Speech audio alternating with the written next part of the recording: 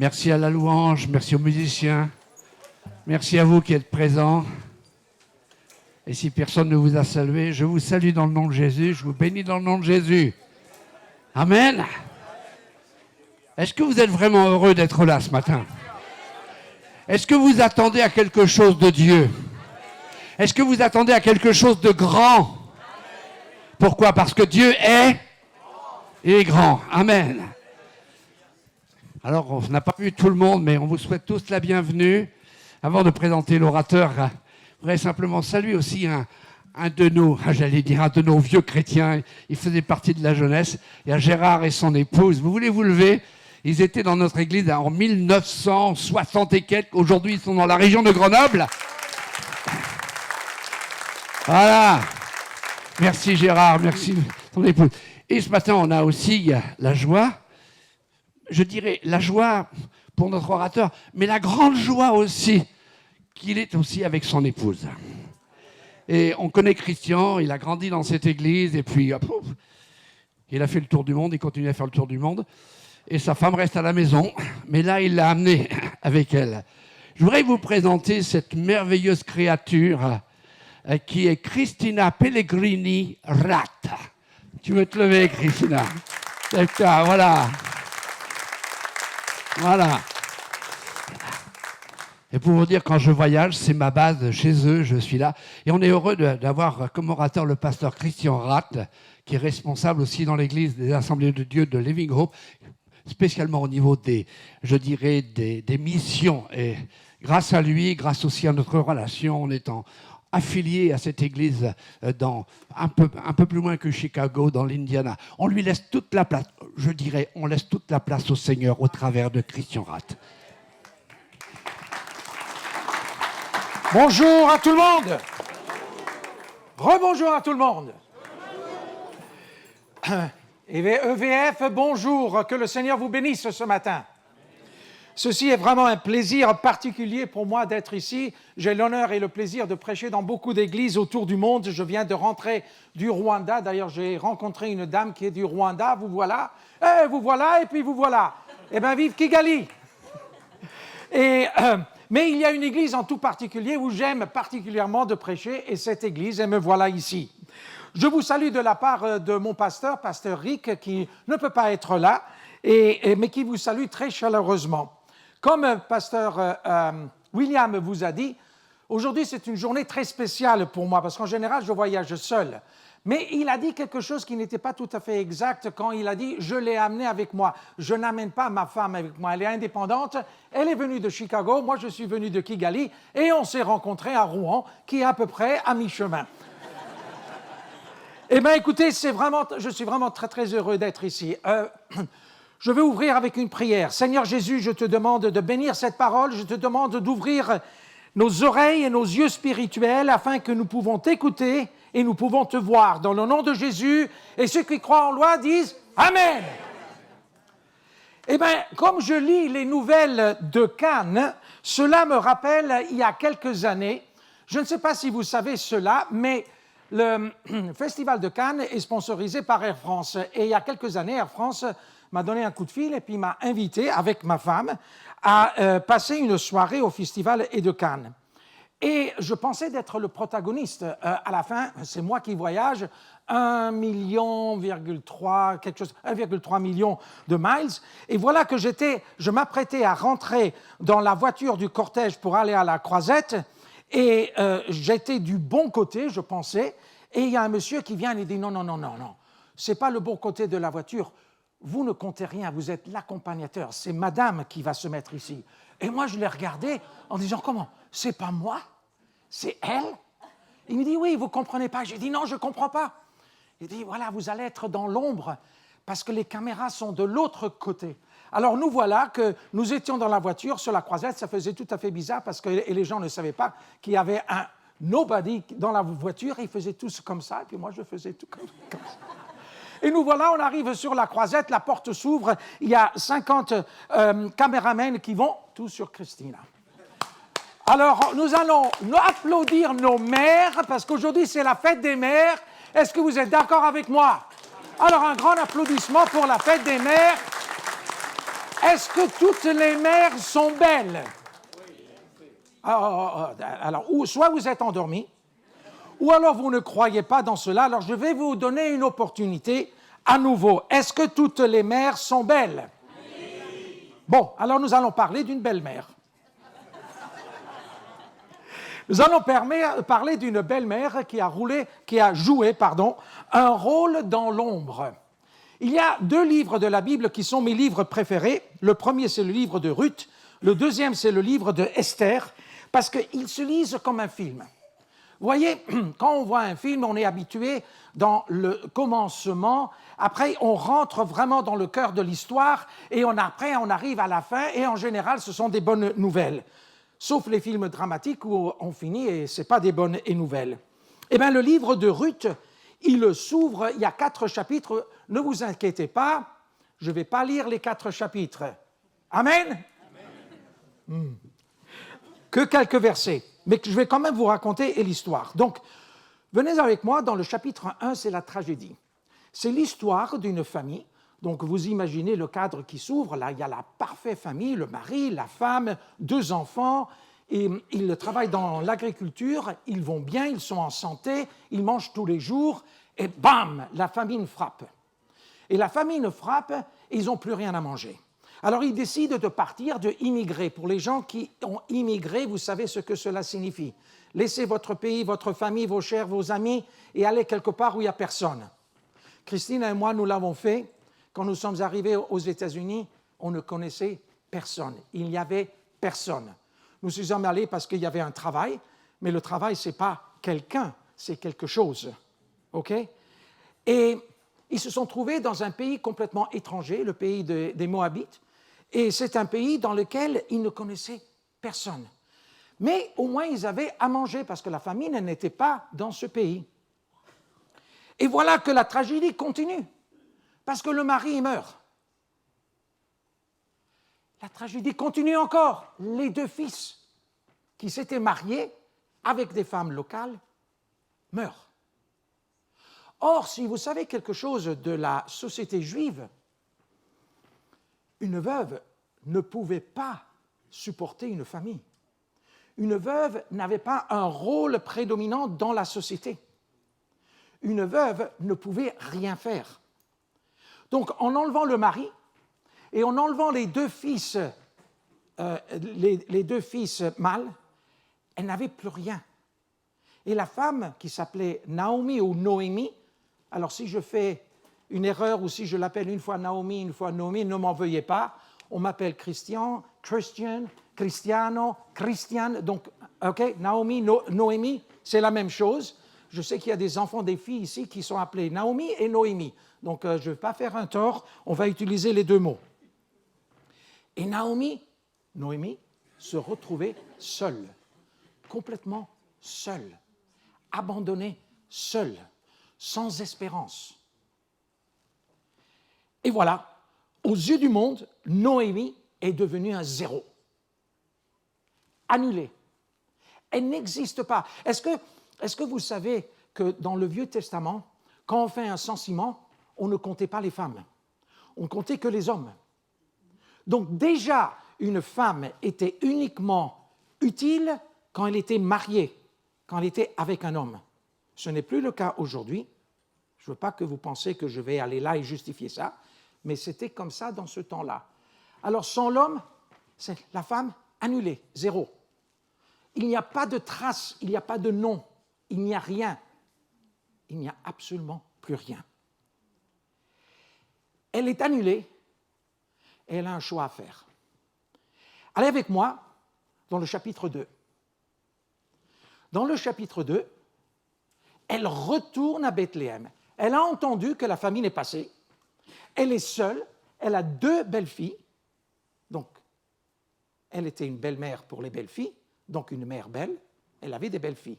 C'est joli en français, le mot belle et mère, belle-mère. Mother-in-law, c'est la mère à travers la loi. Trop compliqué. Je préfère belle-mère. Belle-mère et belle-fille. OK? Et voilà que Noémie, Ruth et l'autre belle-fille commencent et retournent à Bethléem. Et voilà qu'elle commence à se poser des questions, parce que vous voyez, Noémie était juive, Ruth n'était pas juive. Sa belle-sœur n'était pas juive. Et elles avaient grandi dans ce pays, elles étaient habituées à être avec les gens de ce pays, elles avaient leurs croyances, elles avaient leur Dieu, la Bible nous dit. Et Noémie, elle se met à penser, elle dit, mais qu'est-ce que je vais faire? Elles vont être étrangères en Israël. Elle s'arrête, elle dit, écoutez, mes filles, d'ailleurs, elle ne dit pas mes belles filles, elle dit mes filles, elle dit, écoutez, il faut que je vous laisse libre, que vous retournez dans votre pays, parce que vous allez avoir la possibilité de vous remarier, oubliez ce qui s'est passé, c'était vraiment quelque chose, c'est une tragédie, et elle les laisse libres. Et une, elle s'en va. L'autre, Ruth, elle ne s'en va pas, elle dit non, non, non, non, non.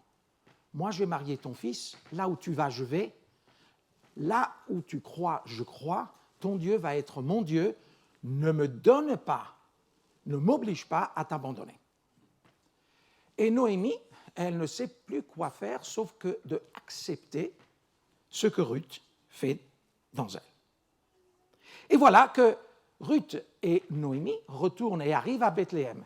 Or, Noémie était connue, c'était la femme d'un monsieur qui avait des champs, qui avait pas mal de possessions, qui habitait à Bethléem.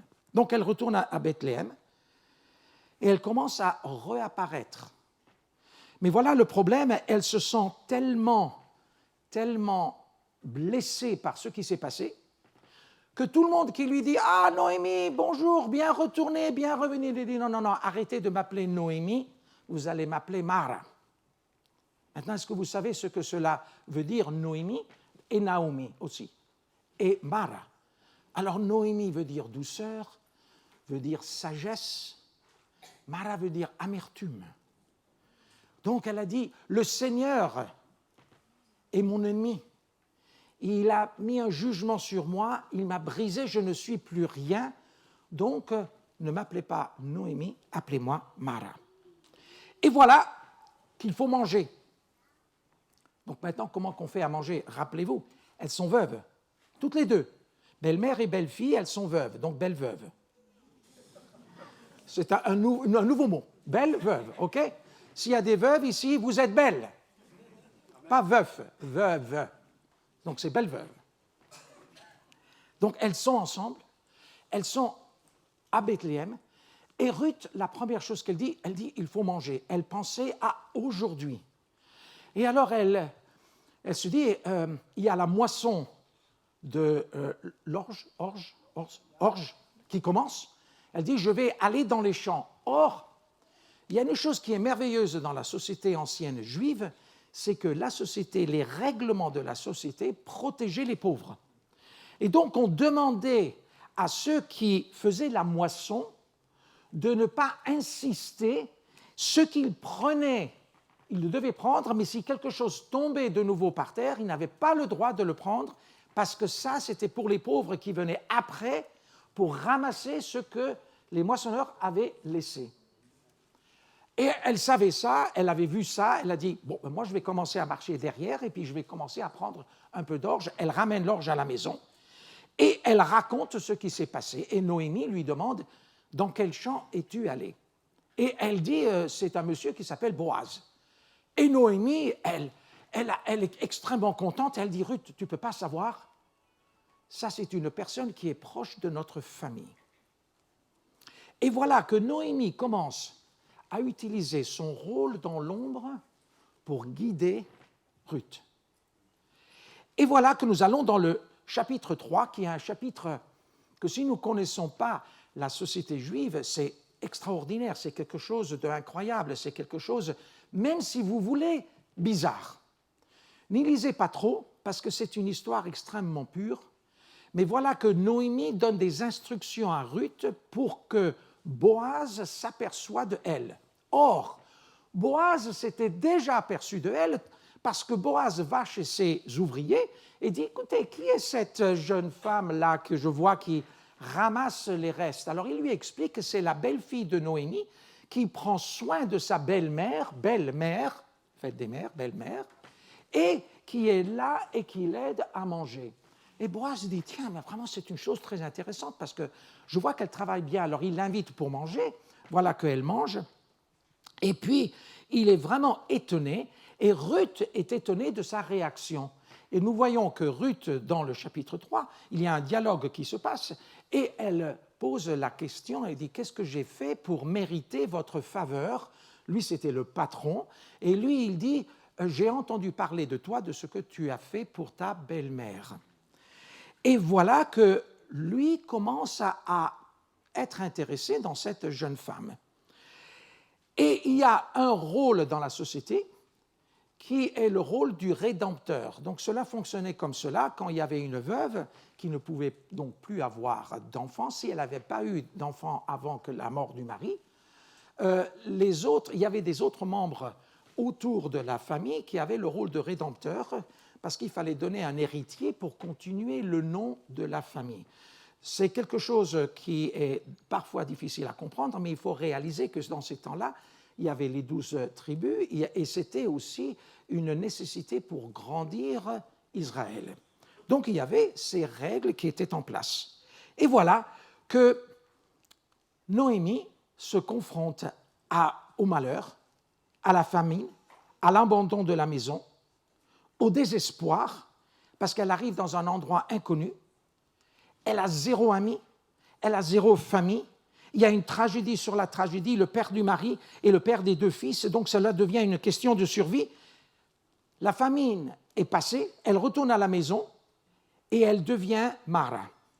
Malgré cela, ce matin, je vous invite à réfléchir sur cela. Malgré cela, elle fait 3 choix que je voudrais partager avec vous.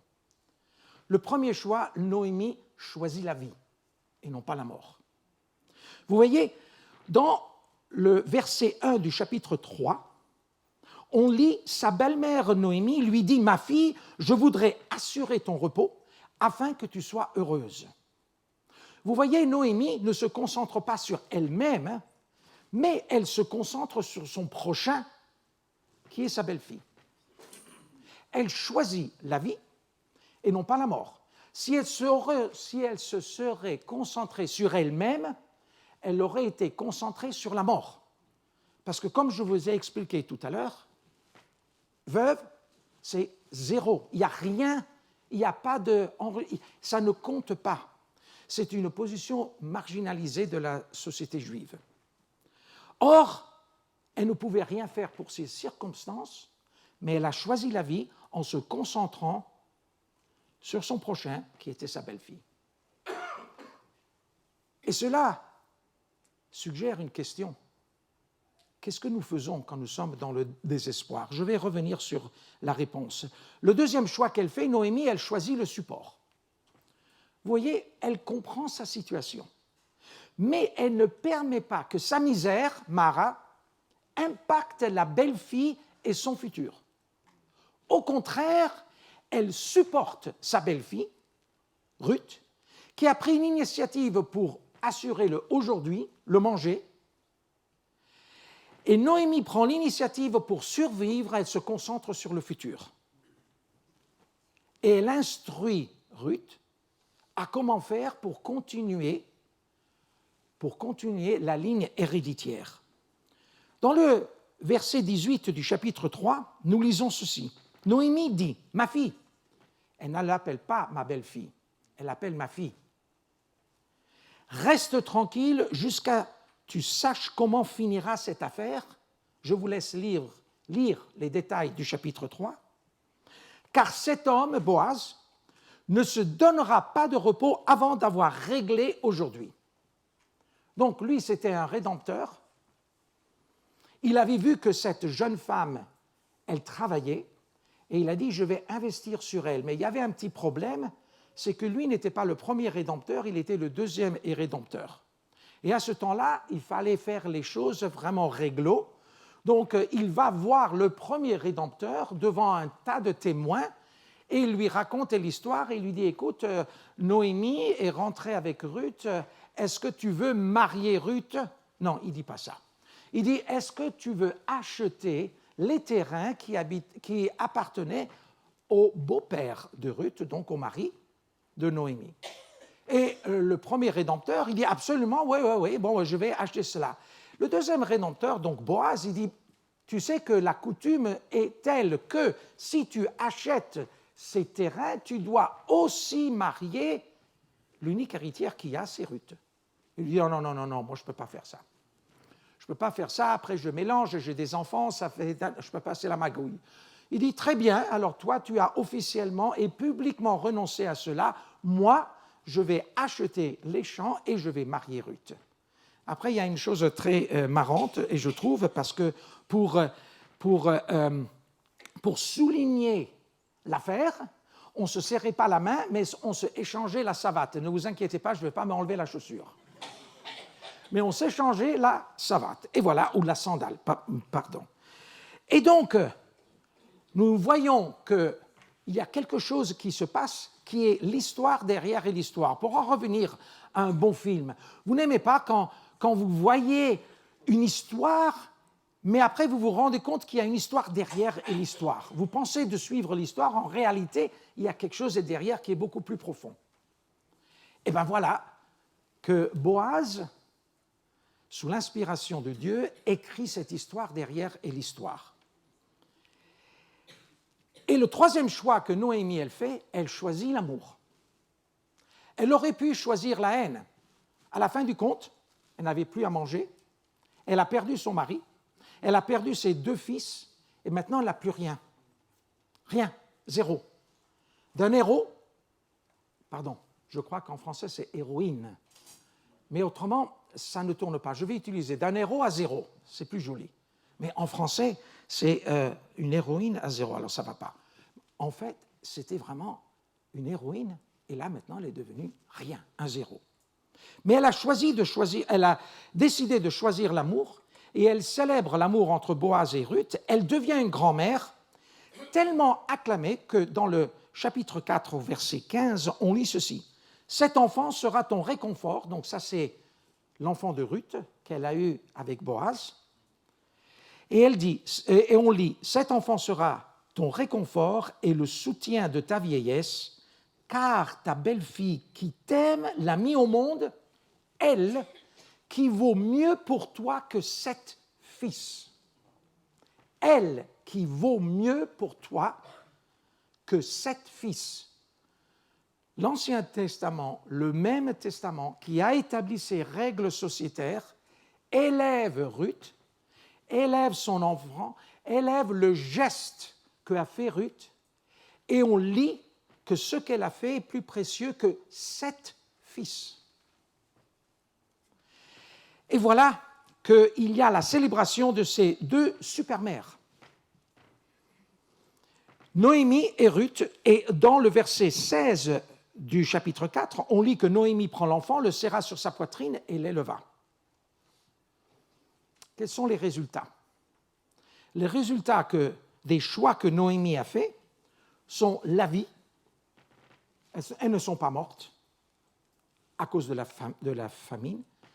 Elle assure le futur de Ruth, qui marie Boaz et après devient maman. Et elle assure l'espérance, du désespoir à l'espérance. Je vous ai dit tout à fait au début qu'il y a 4 chapitres, mais j'en ai raconté que 3. Qu'est-ce qui s'est passé au 4e? Est-ce que je l'ai oublié? Vous voyez, le livre est une catastrophe après l'autre. Si on voyait ce livre se défouler comme on voit un film, on saurait, mais ça s'arrête où?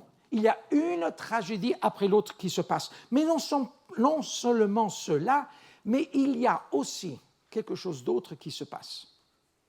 Vous voyez, on viole les règles de la société juive. Il y a un mariage entre les fils de Noémie et les femmes moabites, chose qui était, on ne pouvait pas faire, c'était interdit. La protection et l'accueil d'une moabite dans un mot juif, c'était aussi un non. Le mariage entre Boaz et une moabite, parce que Ruth est encore une moabite, elle n'est pas devenue juive, et le partage de la ligne héréditaire en dehors d'une famille à 100% juive. Si je m'arrêtais là, C'est tout sauf juste. C'est exactement contraire à tous les commandements rigides que nous voyons dans le Nouveau Testament que les pharisiens aimaient bien, aimaient tellement bien. Et pourtant, il y a un dessein divin. Vous voyez, il y a un dessein divin autour de toute cette histoire. Parce qu'en lisant le livre de Ruth sans connaître la fin, on se demande ce qui va se passer. Êtes-vous prêts? Êtes-vous prêts? Parce qu'on a violé les conventions culturelles et sociétaires, on a violé les lois strictes. Êtes-vous prêts? Alors venez avec moi dans le chapitre 4 au verset 17. Et voilà ce que nous lisons. Voici les voisines qui s'écrient. Noémie a eu un fils. Noémie a eu un fils. C'était Ruth qui a eu un fils. Noémie est devenue grand-mère. Et Noémie a eu un fils et elles lui donnèrent le nom de Obed. Obed fut le père de Isaïe et le grand-père de David. David, le plus grand roi que les Juifs ont eu. Le roi David, le père de Salomon. Le roi David que nous lisons dans la Bible, le Seigneur aimait parce qu'il avait le cœur de Dieu. Vous voyez, ce qui s'est passé et qui apparemment n'était pas correct était parti d'un dessein divin qui a laissé un héritage incroyable. Sans ce geste qu'elle a fait, il n'y aurait pas eu de David. Et cela me porte vraiment à nous. Vous voyez, Noémie a passé la famine, l'abandon, le départ, l'inconnu, la mort. Ce sont toutes des circonstances externes, auxquelles elle ne pouvait rien. Et combien de nous avons été et sommes attaqués par des circonstances extérieures? Combien de nous sommes dans le désespoir, dans l'abandon? Nous nous sentons seuls. Mais vous voyez, elle a fait un choix. Dans tout le livre de Ruth, il n'y a pas un seul verset où elle se plaint. Quand elle change son nom, elle ne se plaint pas. C'est la vérité. Ne m'appelez pas gentil et sage, appelez-moi Mara. Parce que c'était la réalité, elle avait tout perdu. Mais elle a fait un choix de sa réaction. Et nous avons un choix ce matin à comment nous réagissons quand nous sommes abattus, quand la rage nous attaque, quand la violence, quand nous avons des instincts de violence, quand nous avons envie d'abandonner le chemin. Très silencieux. Moi, j'ai abandonné le chemin. J'ai grandi dans cette église. J'ai été baptisé dans le Saint-Esprit à Bethel. Peut-être quelqu'un se rappelle de Bethel. Il y a 2 ou 3 personnes qui se rappellent encore de Bethel. C'est environ il y a 2 siècles. J'avais 12 ans. J'avais tout ce qu'il fallait pour grandir d'une façon parfaite aux yeux de Dieu. J'ai abandonné. Le Seigneur m'a recherché. Le Seigneur a utilisé une femme qui n'était pas ma femme alors, qui a grandi et catholique, mais qui avait de gros problèmes avec la structuration de l'Église, mais elle n'avait rien contre Dieu, mais elle ne le connaissait pas comme nous le prêchons ici. Et c'est elle qui a entendu que moi j'étais évangélique. Et d'ailleurs, on lui avait dit que j'étais évangéliste, pas évangélique, comme si c'était exactement la même chose. Et un soir, elle m'a dit, mais toi, tu vas à l'église? Je lui dis, qu'est-ce qu'on mange ce soir? Non, mais moi, je veux savoir, là, j'ai entendu dire, tu es évangéliste. Premièrement, ce n'est pas évangéliste, c'est évangélique. Ah! Donc, tu connais la différence. C'est quoi? Par où est-ce que je commence? Dans un pays super et catholique, comment qu'on fait à expliquer? Ah, donc vous n'avez pas les curés? Non, on les appelle des pasteurs. Ah, mais je suis intéressé. Tu vas où dimanche? On va à l'église. C'est Christina qui a dit ça, c'est pas moi. Et moi, j'ai dit, bon, écoute, mais moi, je pensais de faire quelque chose. On va à l'église. OK, on va à l'église. Et je suis allé avec elle à l'église.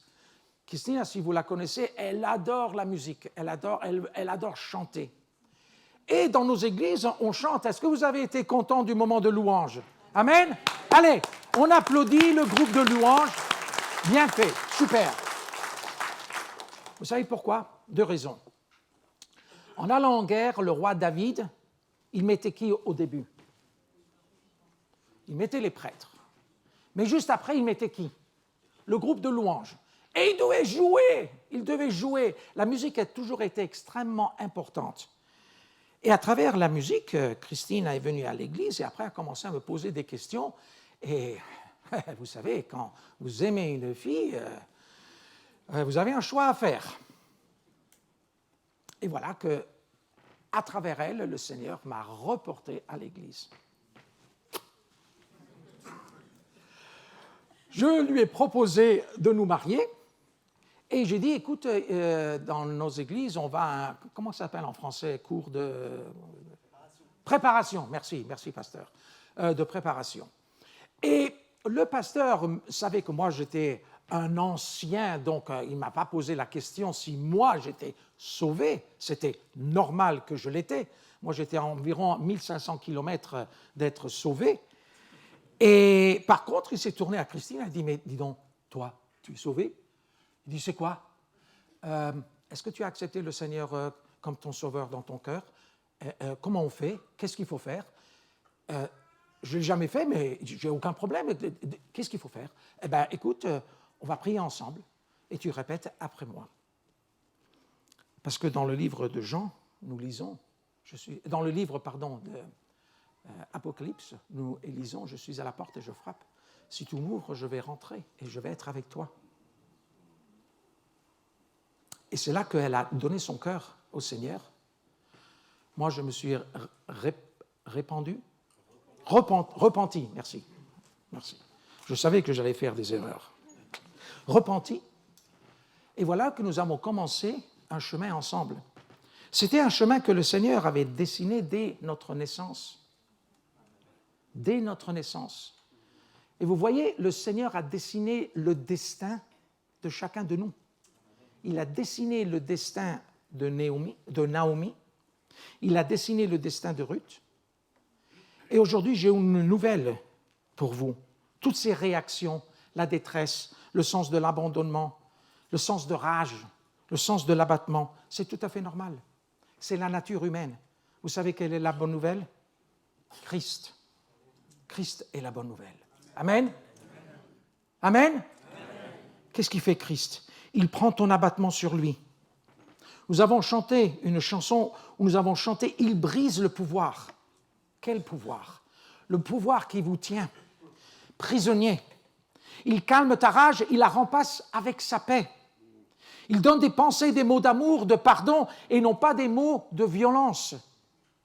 Il marche avec toi sur le chemin. Nous avons chanté « Il se bat pour toi ». Il prend la détresse sur lui. Nous avons chanté « Il a payé le prix ». De quel prix que nous parlons? Si c'est la première fois que tu es dans cette église ou la première fois que tu es dans une église, probablement tu ne sais pas de quoi je parle. Pour ceux qui ont été ici plusieurs fois, permettez-moi d'expliquer ceci. Le Seigneur Jésus a payé le prix en allant et en mourant pour nous sur la croix, en étant crucifié. Et avec cela, il a lavé tous nos péchés. 3 jours après, il est ressuscité et il a vaincu même la mort. Et il est assis à côté du trône de son Père.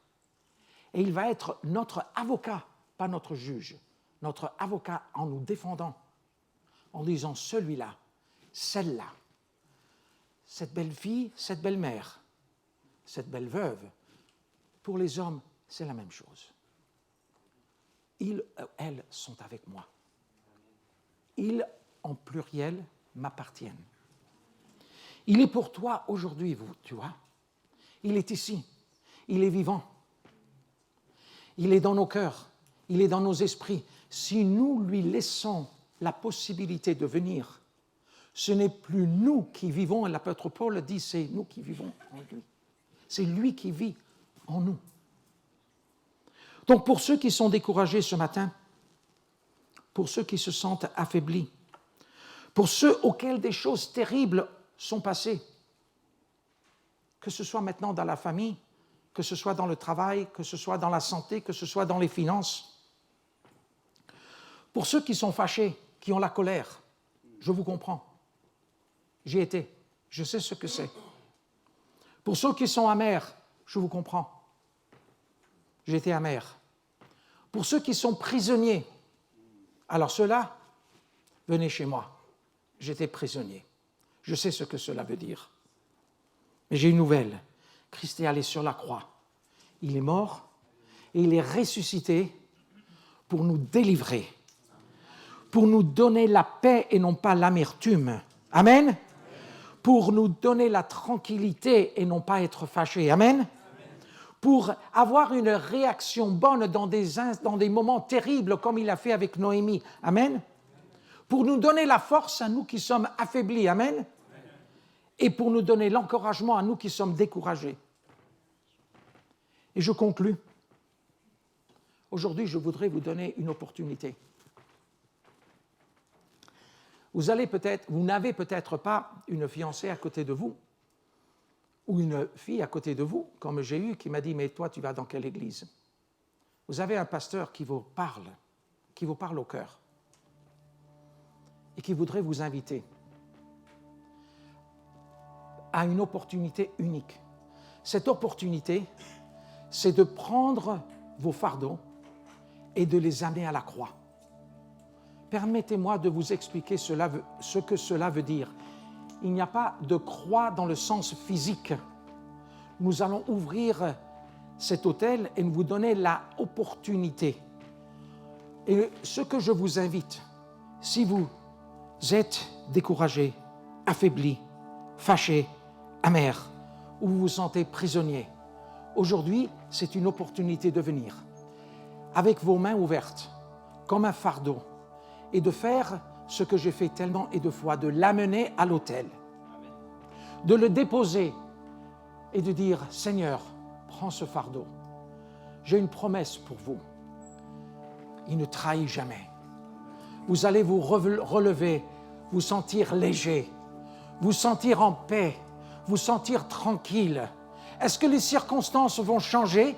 Est-ce que le mari de Noémie, tout d'un coup, est revenu en vie? Est-ce que le mari de Ruth, tout d'un coup, est venu en vie? Les circonstances ne vont pas changer, mais ce qui va changer, c'est que vous n'allez plus être seul. Amen. S'il vous plaît, levez-vous avec moi. Vous voulez bien? Nous allons conclure en prière. Et je vais demander à... Vous avez un groupe d'anciens que je demande de venir au devant. Je sens qu'il y a des personnes ce matin qui se reconnaissent en plein dans ce que j'ai parlé. Je vais vous donner cette opportunité. Ne la gâchez pas. C'est une opportunité pour revivre. Ma femme va être devant aussi. Elle fait cela à l'église où nous allons. Sentez-vous complètement libre, sentez-vous de venir.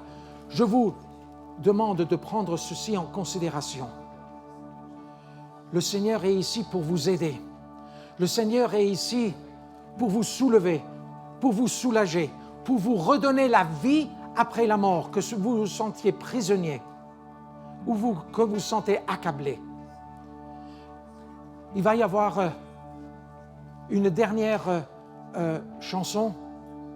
Et pendant cela, si vous vous sentez libre, je vous invite ce matin, si ce message vous a parlé, prenez l'opportunité pour venir au devant et pour avoir un moment de libération, un moment de prière. Je vous invite à le faire. Sentez-vous libre de le faire maintenant et de venir au devant. Sentez-vous libre. Faites un pas dans la bonne direction en prenant cette opportunité. Permettez-moi de finir en prière et pendant que je prie, nous allons entendre le chant derrière et je vous invite à venir devant. Seigneur Jésus, je te remercie. Saint-Esprit, je te remercie. Saint-Esprit, je te remercie pour avoir parlé au cœur, pour ouvrir les cœurs, Seigneur, qui sont fermés. Je te remercie, Seigneur, parce que tu es le Seigneur de la paix. Tu es le Seigneur qui nous donne une paix que nous ne connaissons pas. Tu es celui qui guide notre chemin. Tu es celui que dans la vallée de la mort nous prend dans ses bras et marche avec nous. Tu es celui qui nous donne espérance. Tu es celui, Seigneur, qui nous donne l'encouragement. Tu es celui, Seigneur, qui est là pour nous, qui marche devant nous, à côté de nous et derrière nous, qui nous protège. Seigneur, merci. Merci, Seigneur, parce que tu es digne. Merci, Seigneur, parce que tu es amour.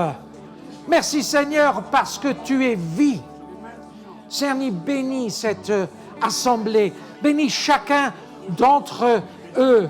Bénis ces personnes individuellement, Seigneur. Dans ton nom, Seigneur, je te demande ceci. Amen. Amen. Amen.